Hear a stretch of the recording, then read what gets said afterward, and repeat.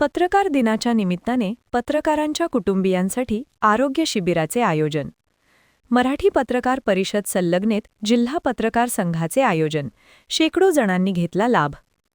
आचार्य बाळशास्त्री जांभेकर यांनी 6 जानेवारी 1832 रोजी दर्पण हे वृत्तपत्र सुरू करत मराठी पत्रकारितेची पायाभरणी केली. यामुळे हा दिवस मराठी पत्रकार दिन म्हणून साजरा केला जातो. जिल्हाभरात ठिकठिकाणी पत्रकार दिन साजरा होत असताना बुलढाण्यात जिल्हा पत्रकार संघातर्फे आयोजित कार्यक्रमाने तमाम पत्रकारांच्या भावनांचा आदर करत पत्रकारितेच्या संघर्षाचा आढावा घेतला. नवनिर्वाचित नगराध्यक्षा पूजा गायकवाड यांचा सत्कार आणि पत्रकार कुटुंबियांसाठी आरोग्य शिबिर अशा 2 सत्रात झालेल्या कार्यक्रमात केवळ पत्रकार हा विषय केंद्रस्थानी ठरला. मान्यवरांनी आपल्या भाषणातून पत्रकार संघाचे कौतुक करत लोकशाहीला अभिप्रेत असणारी संघटना असल्याचे गौरवोद्गार काढले. नगराध्यक्षा पूजा गायकवाड यांच्या वतीने युवा नेते कुणाल गायकवाड यांनी उपस्थिती लावून आरोग्य शिबिराचे उद्घाटन केले.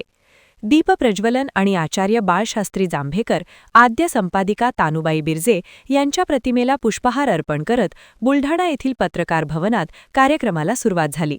प्रमुख उपस्थितीत अदिती अर्बनचे संस्थापक अध्यक्ष तथा दैनिक महाभूमीचे संपादक सुरेश देवकर, वैद्यकीय महाविद्यालयाचे वरिष्ठ अधिष्ठाता डॉ. कैलास झिने, जिल्हा शल्यचिकित्सक डॉ. दत्तात्रेय बिराजदार, उद्योजक तथा सामाजिक कार्यकर्ता अमोल हिरोळे, डॉ. अर्चित हिरोळे हे उपस्थित होते.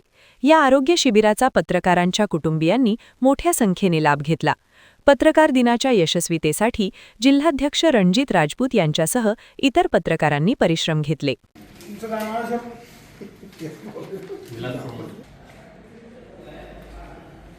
निकम साहेब, सर्वांना माहिती आहे, नवनिर्वाचित नगराध्यक्ष पूजाताई संजय गायकवाड यांनी पदग्रहण केलं आणि त्यानंतर आज आपण पत्रकार दिन करतोय. म्हणजे ह्या दोन्ही गोष्टी आणि ह्या दोन्ही खूप चांगल्या इव्हेंट सोबत येणं हा खूप चांगला दुग्ध शर्करा योग आहे.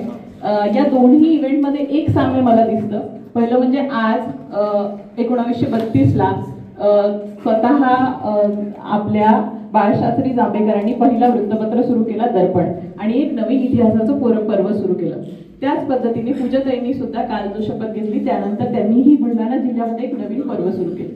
त्यामुळे मला वाटतं हा एक दुग्ध शर्करा शहराच्या सर्वांगीण विकासासाठी, पारदर्शक प्रशासनासाठी व नागरिकांच्या हितासाठी आपण निश्चितच भरीव योगदान द्याल असा आम्हाला दृढ विश्वास आहे.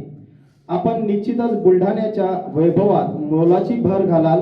नगराध्यक्ष पदाच्या माध्यमातून आपले नेतृत्व बुलढाण्यासाठी दिशादर्शक ठरो हीच सदिच्छा. शब्दाचे आमच्या जीवाचे जीवन, शब्द धन वाटू जन लोका. शब्दांचे हे सगळे पुजारी आहेत सर, शब्दांचे सगळे वारकरी आहेत आणि शब्दांच्या सामर्थ्याच्या जोरावर त्यांनी अन्यायाला वाचा फोडण्याचं काम केलेलं आहे. आज त्यांचा दिवस आहे जे दीन दुर्बल घटकांना न्याय मिळवून देण्यासाठी झगडतात.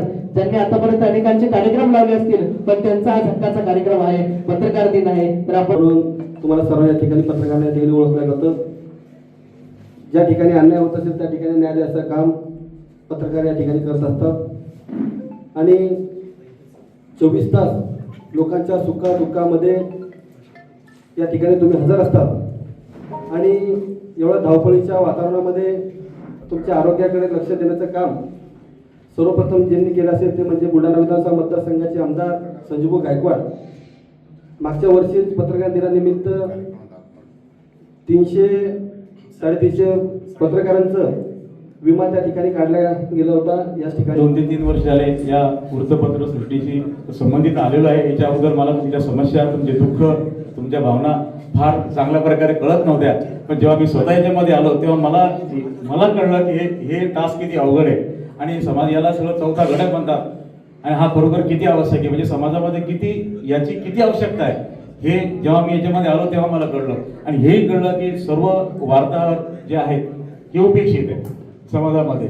यांना पाहिजे असा जो सन्मान पाहिजे किंवा जो दर्जा पाहिजे का जी जीविताची जी हमी पाहिजे किंवा त्यांच्या उपजीविकेची जी हमी पाहिजे अशी कुठलीही हमी नसणारा हा वर्ग आहे. आणि खरं म्हणजे आता फार एक चांगली गोष्ट येते की सर्व पत्रकार एकत्र येऊन त्यांच्या हक्कासाठी भांडत आहे.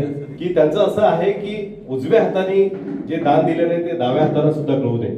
जिनेसाहेब बिराजदार साहेब त्यांचं असं काम आहे की त्यांनी इतक्या जणांसाठी आतापर्यंत केलेले आहे, इतके धार्मिक कार्य केलेले आहेत, इतके सामाजिक उपक्रम राबवलेले आहेत, पण कधीही ते प्रसिद्धीच्या मागे लागलेले नाही.